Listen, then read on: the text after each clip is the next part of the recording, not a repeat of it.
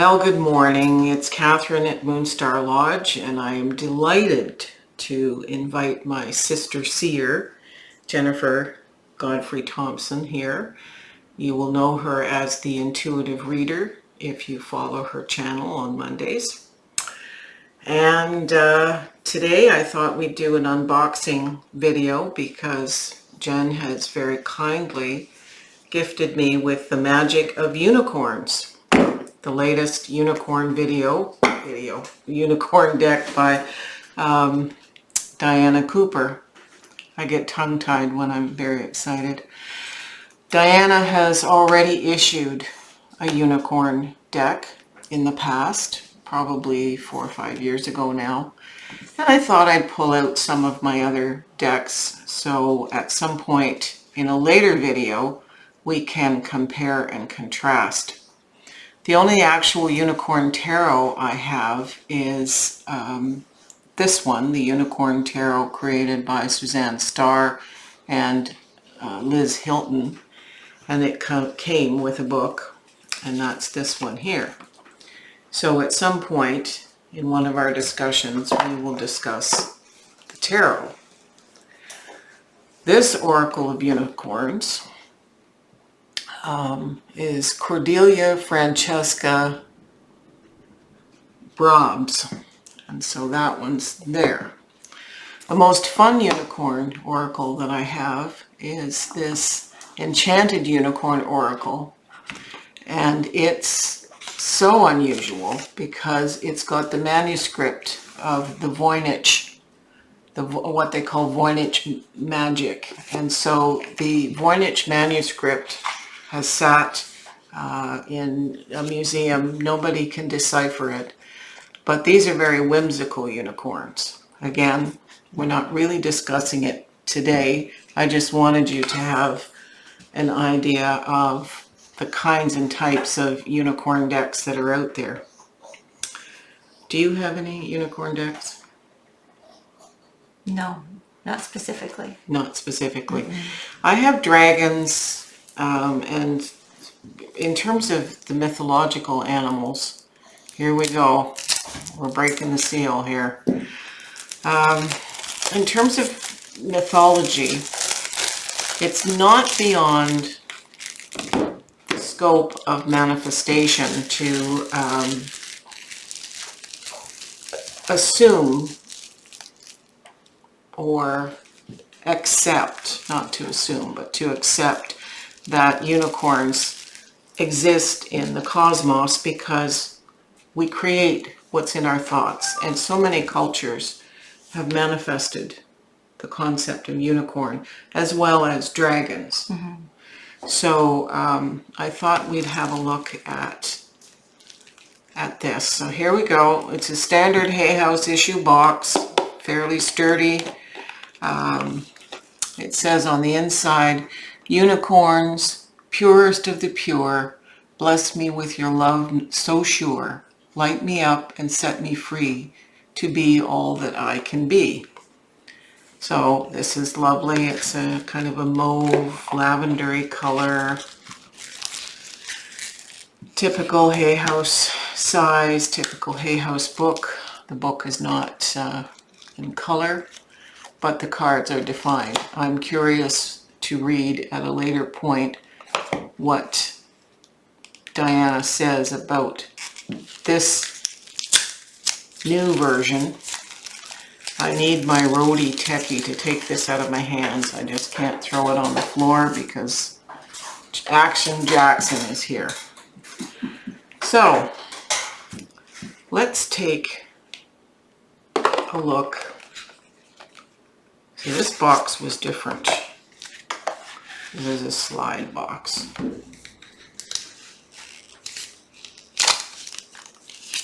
Again, my roadie. Different, completely different box.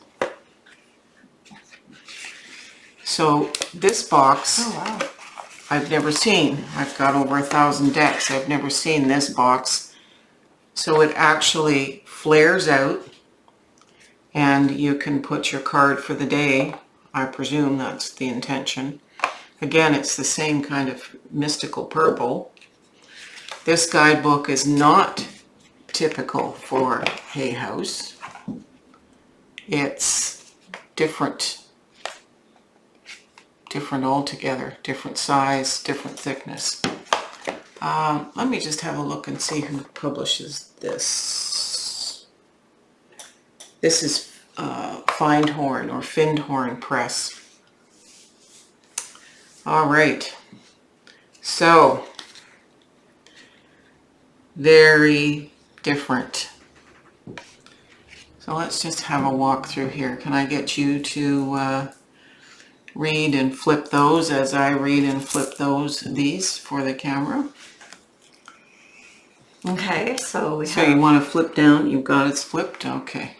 Yep. Oh, we have number 1, your personal unicorn. Bathe in pure love. Stay open to unicorn magic. Whereas this one is aspiration. You are unlimited to aim for the stars. Number 2 on this deck is pure intention. Find clarity, surrender your ego. This one is birth. Be receptive to a new idea, child, or situation. It's interesting when you compare. Of course, these are bordered cards, and borders are kind of passé or unwanted. She's still managing to get some writing and description. But obviously, much bigger images on your second card. 3 is create your vision. I know in numerology 3 is about creation. Do what makes your heart sing. You are being nudged forward. And this is blessings. Count your blessings and the good in your life will multiply. So in a sense, this is create with your thoughts by counting your blessings. Again, these are dark, small images. You'd really have to, I mean, for me, I have visual issues. Go ahead. 4, uncord relationships. Let go now. Forgiveness is freedom. Interesting. This one is choices. There is another way. Ask your unicorn to help you find it. Curious. All right. 5, new opportunities. Declutter your life. Glimpse a magical doorway. And this is closeness. Your universe is so very close to you. No, your unicorn is so very close to you. So I'm having problems with the size of this font. What do you think about it? The font or anything, the aspects of the visual appearance? I mean, I find both of them intriguing because of the artwork. This is maybe a little distracting having that border on because you really have to focus in on the image. Whereas in this one, the whole card is the image, and the words feel like they're part of the image more, and they are, literally. This feels a little bit more separate just because they are where it's situated. I'm just wondering, could the image have been bigger had they pulled the edges, Yeah. like... It could also be just too, because a lot of the cards nowadays, the images do go right to the edge, and this is unusual. So maybe it's just we're conditioned to like this one because that's kind of the usual thing. This reminds me more of a painting from the 1900s, like a Victorian painting, where this is much more ephemerate. Yeah, I agree. So 6, enter the magic. Live in the now, seize the moment. This is dignity. Hold your head up high and know the unicorns are supporting you. Very different language. Yeah. Listen to your heart. Awaken psychic abilities. Tune into the infinite. And this one is divine light. See the divine in everyone. Very traditional kinds of things. Open to abundance, believe you deserve, accept plenty and prosperity. And this one is feather.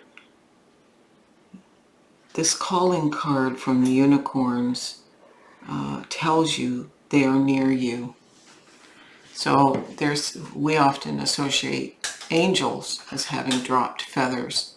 They're saying the unicorns have. Mm-hmm. 9 is open your heart, love yourself, dare to be vulnerable. And this is flight. Let your creative imagination fly. So I don't think we have to go through the whole deck. Mm-mm. Shall we flip through? You grab your pile and see if there's any 1 or 2 cards that really speak to you.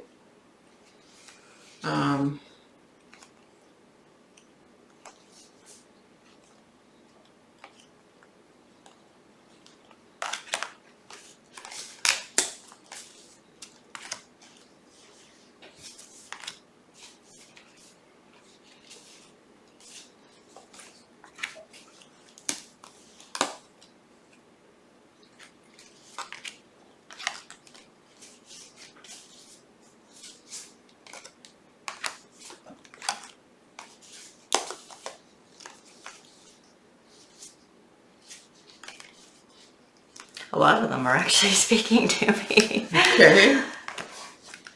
They're just really good messages. I'm looking for diversity here. I'm looking for people of different colors and sizes and abilities. I am seeing angels. So, this is interesting. So the last several cards of this deck have archangels. Here's Mother, just a second. So wishes is the last in the alphabetized cards.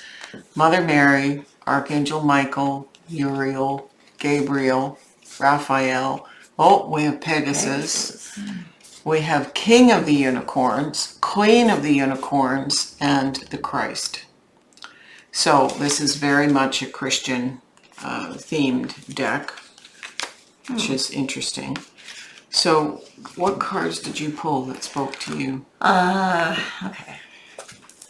So to go in the order of the numbers, we have creative solutions, think outside the box, view things from a higher perspective.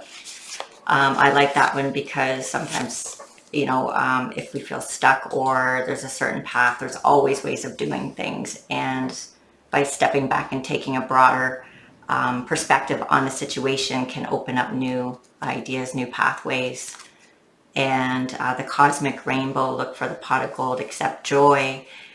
To me, that is always available to us. It's just a matter of choosing joy and choosing to see the magic and in every moment, in every situation, and going with the flow and trusting where you're being led. Surrendering is a big one. Relax and trust, accept what is happening. And that's all about the surrender. I also see you have a person of color and a woman who appears older here. So that's a good, more contemporary thing. These cards here that I picked include help. So the unicorn is coming in to save dude here. This is manifestation. This one I liked, mystery, because it's got the moon in it, and there's an aura of light coming through under this bridge. This has a person in a wheelchair, so that's cool. And act with wisdom and people will respect you. So this is an indigenous appearing individual. So that's curious. That's the first diverse face. It's very hard to see the face, but it's the first diverse iconography I've seen. Did you get a particularly religious vibe off of your cards? No, I don't. No. Okay. Interesting. Very different than in their perspective. So I was concerned when we started that this was just going to be a rehash deck, but different publishers, different perspectives, and much, much different art. Do you have a favorite Favorite? of the two? I think I like this one actually better. It's a little bit more etherical,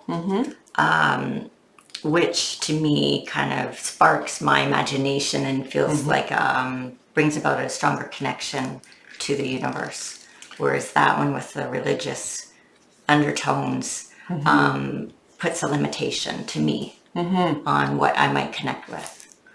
The backs are quite different. So this you could read in reverse and pull, you know, so it's not obvious. This is directional with the unicorn.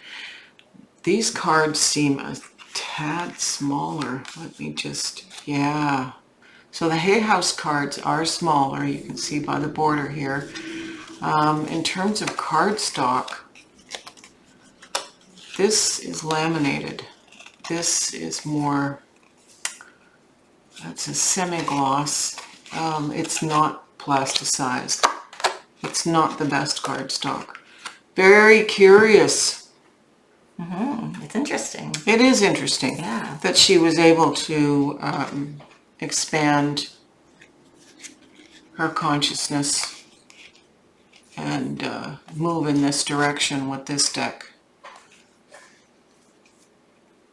Interesting. And the unicorns are not all white. There's black unicorns. Oh, and we have a couple of other animals in here. Cool. All right.